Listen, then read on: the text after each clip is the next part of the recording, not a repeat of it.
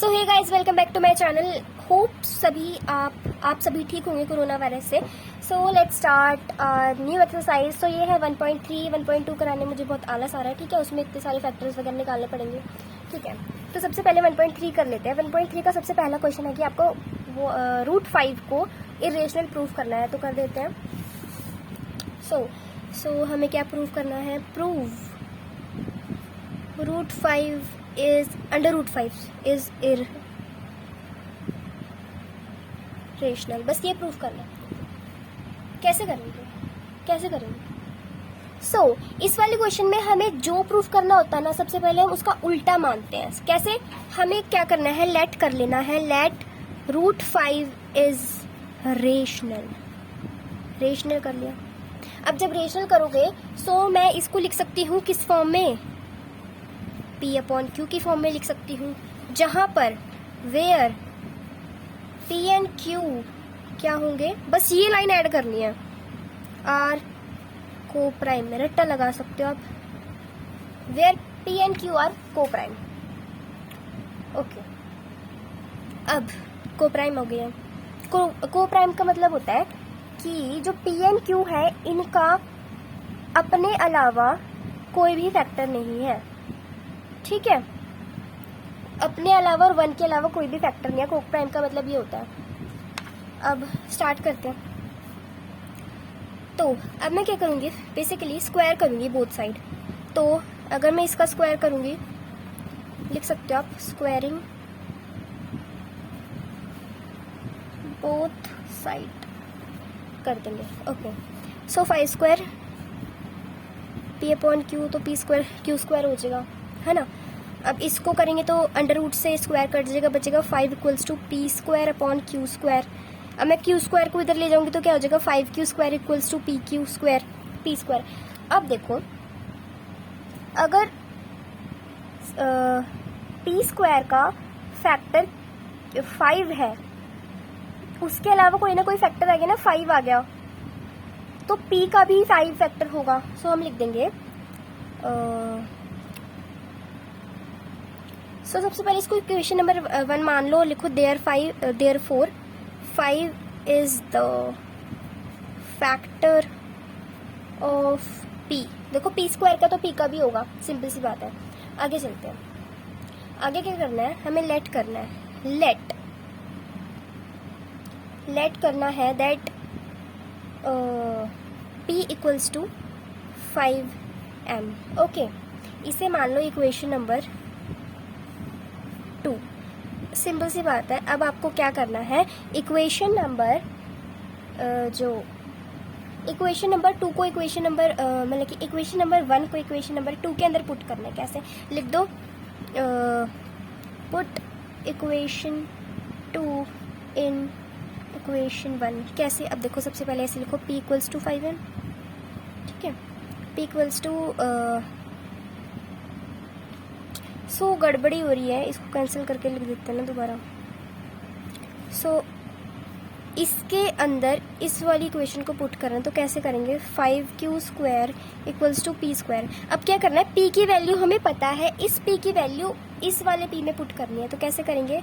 5Q square = अब P की value क्या है? 5m का हमें करना है स्क्वायर, ठीक है। यहाँ तक क्लियर होगा? बीच में थोड़ी सी कंफ्यूजन हो गई थी। यहाँ क्या हो जाएगा? 25m square. अब मुझे पता है ये इससे कट जाएगा, तो ये जगह 1 पे, ये हो जाएगा 5 पे। बचा क्या? Q square = 5m square. अब मुझे यहाँ पर मान लो इसे इक्वेशन नंबर 3 एक और बात पता चल गई। Therefore 5 is also the factor of Q like P की तरह Q का भी 5 फैक्टर है। ये तो एक कंट्राडिक्शन हो गई। कैसे कंट्राडिक्शन हो गई? देखो, हमने तो इन्हें P एंड Q को को प्राइम मान लिया था ना, कि इनके अलावा और 1 के अलावा और कोई फैक्टर हो ही नहीं सकता, बट 5 फैक्टर हो गया। हम लिख देंगे यहाँ पर छोटी छोटी लाइनें, विच इज कंट्राडिक्शन। इनके रट्टे मारने पड़ेंगे। Therefore, our एजप्शन यानी कि जो हमने माना था कि ये रेशनल है वो गलत हो जाएगा, is wrong. Hence √5 is irrational. So जो इतनी देर से हम तमन्ना कर रहे थे कि इरेशनल प्रूफ हो जाए वो हो गया है। कैसे? सबसे पहले हमने क्या किया, इसको रेशनल मान लिया। रेशनल माना तो ये P/Q की फॉर्म में हम लिख सकते हैं, जहाँ पर P एंड Q को प्राइम है, यानी कि P एंड Q का उनके अलावा और 1 के अलावा और कोई फैक्टर हो ही नहीं सकता। फिर हमने क्या किया, ये जो है इनको स्क्वायर कर दिया बोथ साइड से। स्क्वायर के तो 5 का 5 रह गया और P²/Q² आ गया। फिर हमने इसको इस फॉर्म में कर दिया तो हमें पता चला कि 5 है वो P का फैक्टर है। आगे P का फैक्टर है तो हमने P को 5m माना। सो P = 5m। अब जो P ये 5m की वैल्यू आई है P की, हमने इसको फर्स्ट वाली इक्वेशन में पुट किया। जब पुट किया तो मेरा काट पीट के आ गया Q = 5m। सो अब यहाँ से हमें पता चल गया कि जो 5 है वो Q का भी फैक्टर है, तो 5 दोनों का फैक्टर हो गया। तो ये हमारी कंट्राडिक्शन होगी, हमारी अजम्पशन रॉन्ग हो गई और 5 जो है √5 वो इरेशनल प्रूव हो गया। क्वेश्चन नंबर 2 है, हमें जो 3 + 2 √5 को इरेशनल प्रूव करना है। सबसे पहले हमने √5 को किया था, अब 3 + √5। तो बताओ इतनी बड़ी फैमिली को रेशनल प्रूव करना है कैसे? तो सबसे पहले करेंगे हम लेट कर लेंगे। लेट बिल्कुल वैसी प्रोसीजर है, ठीक है। इज रेशनल, ओनली रेशनल, ठीक है। सो जहां पर वेयर 3 + 2 √5 = P/Q, बिल्कुल वैसे करते जाओ। Where P and Q are co-prime, हो गया।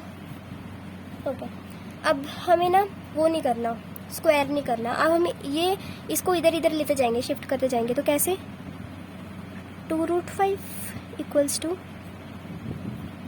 अब ये प्लस का 3 उस साइड जाके माइनस का 3 हो जाएगा, हो गया। √5 है।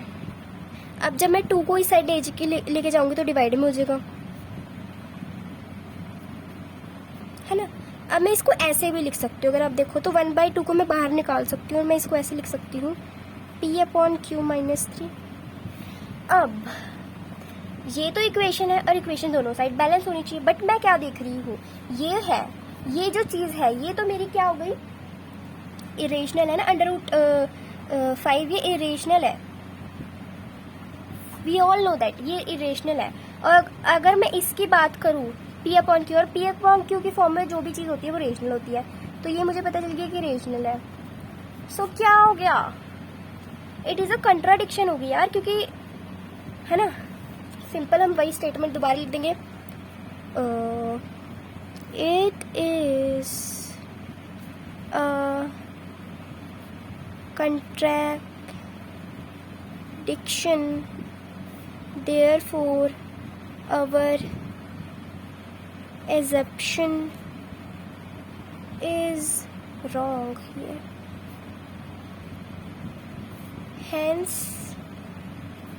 3 + 2 √5 is irrational। ये आपको लगा भी होगा कि ये इजी क्वेश्चन है पहले वाले से, है ना। बस हमने इस साइड शिफ्ट करते गए, शिफ्ट करा तो हमें पता चल गया कि ये इरेशनल हो गया, रेशनल हो गया। इक्वेशन बैलेंस नहीं है तो ये कंट्राडिक्शन हो गई, हमारी अजम्पशन रॉन्ग हो गई और ये इरेशनल प्रूव हो गया। अगला क्वेश्चन है थर्ड, इसके ऊपर भी चलते हैं। थर्ड क्वेश्चन के ना 3 पार्ट है। पहला पार्ट क्या है, आपको 1/√2 को इरेशनल प्रूफ करना है, फिर 7/√2 को नहीं 7√2 को इरेशनल प्रूफ करना है, फिर 6 + √2 को इरेशनल प्रूफ करना है। तो सबसे पहले फर्स्ट को इरेशनल प्रूफ करते हैं। क्या था, 1/√2, तो वही कर लेंगे। तो हम कर लेंगे लेट 1/√2 इज रेशनल, ये रेशनल है, और 1/√2 को हम P/Q की फॉर्म में भी लिख सकते हैं, जहाँ पर where P and Q are co-prime। वैसे यहाँ पर ये लिखने की ज़रूरत नहीं है, फिर भी लिख देते हैं फॉर्मेलिटी के लिए, ठीक है। अब आगे क्या करेंगे, सो देखो राइटिंग पे तो गौर मत करना, बिकॉज मेरी राइटिंग शुरू से ही बहुत बेकार है। आगे इसको इस साइड ले जाएंगे। 1 equals to P Q upon ऐसे √2, है ना, p मल्टीप्लाई बाय √2। अब अगर मैं q को इस साइड ले जाऊँ तो q equals to p multiply by √2, है ना। अब मैं q को भी साइड, p को भी साइड ले जाती हूँ तो ऐसे हो जाएगा। सो मुझे पता चल रहा है कि ये साफ साफ ये इरेशनल हो गया। दिख रहा है क्या आपको? हाँ दिख रहा है, छोटा छोटा। ये हो गया रेशनल। सो हम फिर से ये स्टेटमेंट लिख देंगे, मेरे को लिखने का मन नहीं कर रहा, ठीक है। So it is a contradiction, our assertion is wrong. फिर इसकी जगह पुट कर देना 1/√2 is a irrational number. Second पे चलते हैं। सो सेकंड क्या है देख लेते हैं। 7√5, ठीक है। तो लेट 7√5 इज रेशनल कर लिया। लेट आगे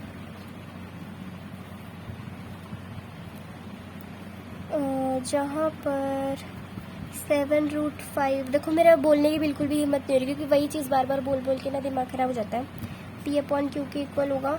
सो where t and q are coprime, ठीक है। आगे चलते हैं। आगे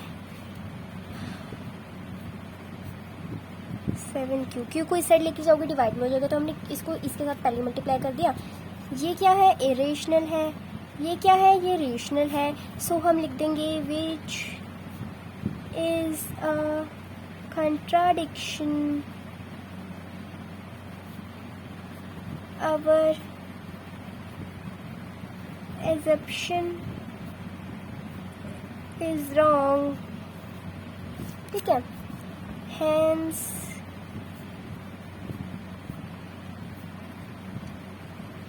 irrational। थर्ड पार्ट भी यहीं पे कर लेते हैं। थर्ड पार्ट मुझे इजी लगता है।